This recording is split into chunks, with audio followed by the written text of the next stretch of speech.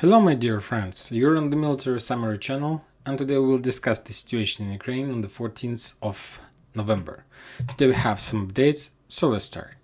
And first we're going to start with Kherson district. To be more precise, with the area in the south from Kherson, we're going to talk about this part of Nikolaev district. According to the Russian sources, as you can see, there are a lot of icons in this area, at least 3 icons in this area. The first one saying that there were some actions on this land, on this ground.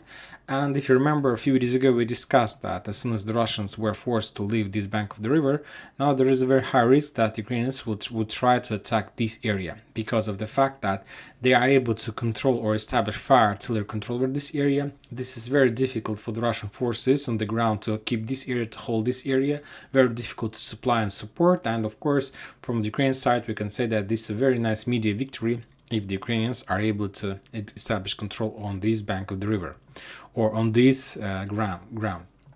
And during the previous 24 hours, the Ukrainians made an attempt. They had crossed this area on the boats. I believe you saw a lot of videos, like the Ukrainians using the sea convoy were trying to cross this river on the boats. The Russians reported that they attacked. They made some kind of artillery attack on this area, and that attack by the Ukrainians was repulsed. Later, the Russians attacked this Achakov, this town. There are a lot of boats. The Ukrainians are collecting their boats in this area, and they're using this area and the boats from this area for the crossing operation. So the Russians attacked this area. The Russians haven't provided us any information about the losses from the Ukrainian side, but we can see that the Ukrainians haven't achieved any results, so I believe that that attack was pretty successful. If we're talking about the Western sources these days, or to be more precise, today, they reported that the Ukrainians managed to achieve some success in the town by the name of Oleshki, this town. And as you can see, this town is located on the Russian side of Dnipro River. And to tell the truth, I can believe this. For now, there are no more updates from any other sources, from the Russian sources, from, let's say, deployment map, or if we take a look at the Western sources map, there are no updates about this, but some Ukrainian sources are saying that the Russians were forced to leave Oleshki, and they were forced to step back a little bit, to step as far as possible from the Ukrainian artillery position. We need to understand, and we remember that this bank of the river is located higher than the Russian side, the Russian bank of the river. So this is the reason why it's for the Ukrainians very easy to pin down the Russians, to attack them by artillery, to reduce them as much as possible. And if we're talking about the Russians, it's highly unlikely that they have the same possibilities. And this thing is that for now on, Kherson is the same city as Kharkiv city, Kharkiv town. First of all, the Ukrainians were able in Kharkiv, and if we're talking about Kherson, they're able to hide their artillery system, their tanks, their heavy armored weapon inside the town. And of course, it's very difficult to get such tanks, such artillery systems, and so on. And if we're talking about the Russians, as you can see, they're just fields, and the Ukrainians are able to control them. So I won't be surprised if the Russians at least decided to step back a little bit back, let's say, to keep some distance, let's say in 5, 6, 7 kilometers, just for purpose not to give 100 opportunity for Ukrainian artillery to pin down the Russians right on this bank of the river.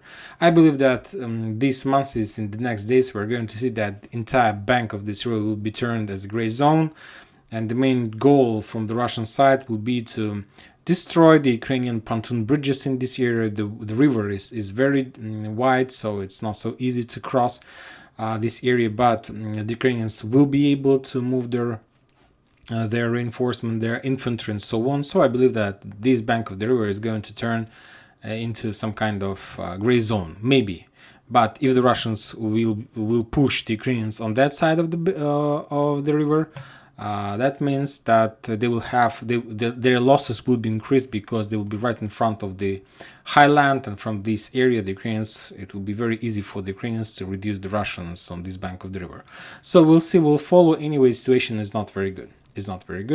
So to be more precise, I believe that maybe the Russians will try to create the area that located on the right side from this arrow will be, let's say, the Russian territory and the territory between Kherson, the Ukrainian bank of the river, and this line will be in the gray zone where the Ukrainians will be able to move their commandos, scouts, and so on. I'm not sure they will be able to send a lot of big army in this area, but if we compare this territory with, let's say, Kupiansk front line, the Ukrainians managed to do this. They managed to cross the river without any problems to send as much as possible reinforcement. We understand that mainly they achieved such a progress in this area because the forest that located between Seversky Donetsk and, let's say, these fields, and under the forest the Ukrainians were able to hide their equipment, tanks, and so on. And if we're talking about here, so there are no such a forest along the river, so it will be very easy for the Russians to spot the pontoon bridges. But anyway, from strategic perspective, the Russians is, let's say, it's their weak side. They have weakest position than the Ukrainians do. Now let's move further. If we're talking about the losses, about the report from Ministry of Defense, we haven't received anything from this area. Now let's talk about Orekhov, Gulay-Polye. During the previous 24 hours, there were no changes in this area, and this is very interesting. Yesterday we discussed about the upcoming battle in this area. I believe that there's going to be something like this from the Russian side. Either I believe that there's going to be something like this from Ukrainian side as well. So for now, no changes, but now let's move a little bit to the Vremyevka tactical bridgehead, this area. Today, the Russian Ministry of Defense reported that during the previous 24 hours, the Ukrainians made a few attempts of attack in direction of Novoselivka. According to this map, according to the Western sources map, this territory, Velika Novoselivka and Niskushne, according to the Western sources map, this territory is under Ukrainian control. But if we take a look at the Russian sources map, we see that Velika Novoselivka, Niskushna is under Russian control, Vremyevka, I believe, is in the gray zone. And today the Russians reported that the attack that Ukrainians made in direction of Novoselivka was repulsed. So I believe that Novoselivka is under Russian control. This map is going to be updated. So for now on, I believe that the Russian bridgehead near Velika Novoselivka is something like this. So they have better position there. I believe that, as you can see, this territory a little bit split in two parts. If we're talking about the Ukrainians, they do have a lot of forces, very interesting forces in this area, and the main forces in this area is the 1st Tank Brigade that located in these fields between these towns, and the Ukrainians are using these forces just to pin down and slow down the Russians in their offensive operation in direction of Velika Novoselivka. So we'll see what is going to be next. Now let's talk about Ugledar and the battle for Ugledar. We can say that there is a battle for Ugledar, and today the Russian Ministry of Defense reported that they completed their mission of returning control over Pavlivka, over this town. This note was included in the morning's report of Ministry of Defense. The Russians reported that as a result of the heavy clashes between Novoselivka and Ugledar, the Ukraine lost around 80 soldiers and something around 8 armored vehicles. The Russians established control over entire Pavlivka, and the most important thing about this Pavlivka is that the Russians managed to cross the river Kashlygach. This river is located right in front of Ugledar, and according to the information we have and according to the situation we understand right now, the Russians control Nikolskaya.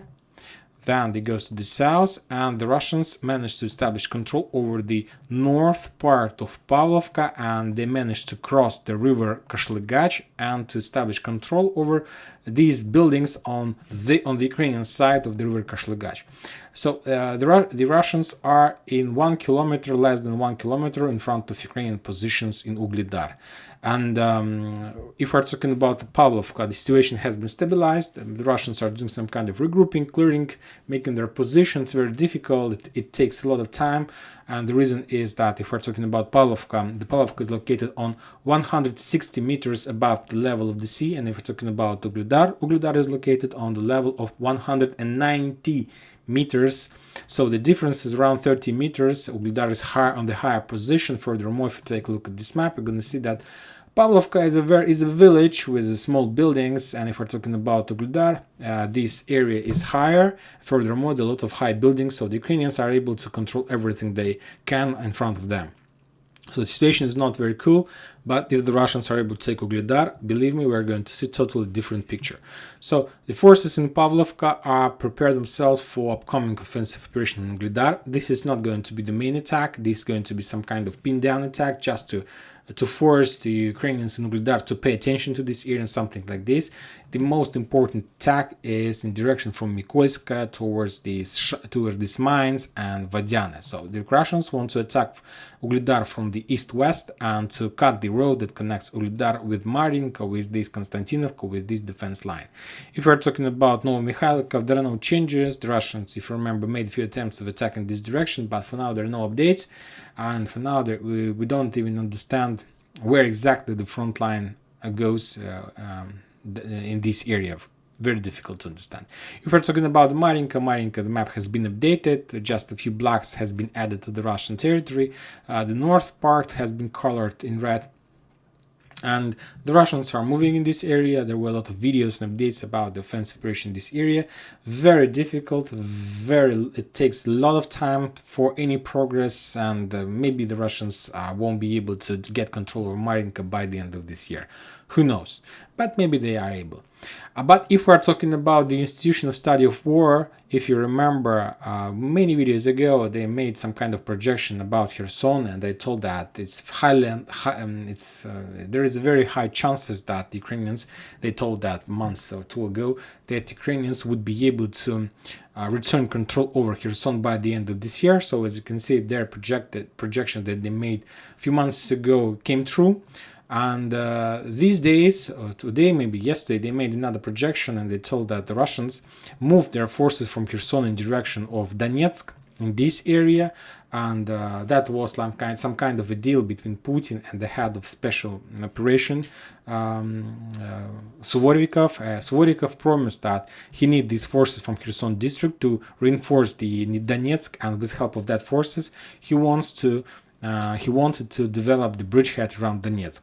But Institute of Study of War said that highly unlikely that the Russians would be able to achieve significant success. Yes, there is a very high chance that the Russians would be able to develop their bridgehead, let's say to take Ugledar, maybe Novoselivka, to penetrate Marinka, Krasnogorovka, like to move another 10, maybe 15 kilometers, and that's it. So we're not, according to the ISW, we are not going to see like significant progress from the Russian side. So it's very interesting just to compare, because I believe that soon in a few months we're going to compare the results and the projection from the Institute of Study of War. If we're talking about Oputna, there are no changes. The only interesting update that the Russians now, because of the fact that they got control over Oputna, now new horizons are opened in front of them, and new front lines, new fire positions are opened in front of them, and now they're attacking Avdiivka, let's say from the southwest, from this area, with better understanding of the situation, with better view, and so on.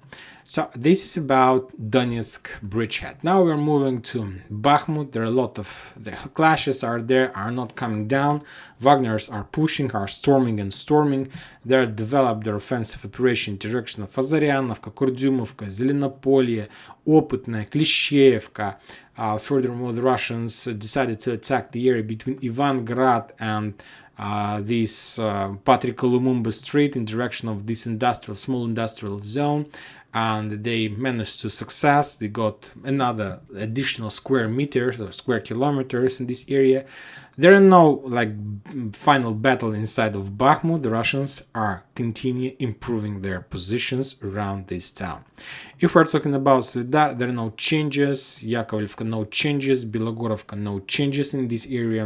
Just the regular artillery duels, regular counter-offensive operations, and so on. The same situation around Bilogorovka, Seversk, Verkhnekupiansk, Sporne. The picture they're the same as we saw the day before, so just regular clashes. Now we are moving to Lyman-Kupiansk front line. If we're talking about this area, the Ukrainians continue their offensive operation. Today we got, let's say, the final confirmation, the fact that Makiivka was taken by the Ukrainians. Now they managed to develop their bridgehead in front of the road that connects Kremenaya and Svatova. The Russians are stepping back slowly, Can't say about the value that they achieved by this stepping back, and can't tell you about the real numbers about Ukrainian losses in this area. The Russians reported that during the previous 24 hours of clashes in this area, the Ukrainian lost around 210 soldiers and something around 30 armored vehicles. There's the same clashes around Kuzyumovka. The Ukrainians couldn't develop their bridgehead in this area, but they were pretty successful, if we can say. I believe we can, because if you compare the Russians' progress and the Ukrainians, we see that almost the same picture, but the Ukrainians achieved better success or more success on the north than the Russians were able to achieve in Ugledar or any other front line. Maybe because of the fact that there are less fortifications from the Russian side in this area, who knows, or maybe the Ukrainians, maybe they were better prepared than the Russians, because we know that the Russians have just started their mobilization process, and even if the Russians send some forces on this front line, believe me, they're not so trained as the Ukrainians, because the Ukrainians finished their mobilization process a long time ago, and now there are a lot of forces, well-trained forces all over the front lines, and so we see what we see, and we see that there are at least 3-4 front lines, and I believe that just maybe 5 front lines we can say if we compare, and we see that the Russians had success just on 3 of them. The first one is, let's say, Bakhmut front line, the second one is Donetsk front line, and if we're talking about other front lines, the Russians are forced to step back, and I'm talking about Lyman-Kupiansk front line, Kherson front line, and so on.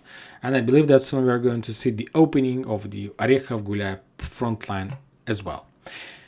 And that's it for today. Military Summary channel reminds me to condemn any violence in Ukraine. Thank you for watching, subscribe to my channel, put your likes, join my Patreon, and have a good day. Bye bye.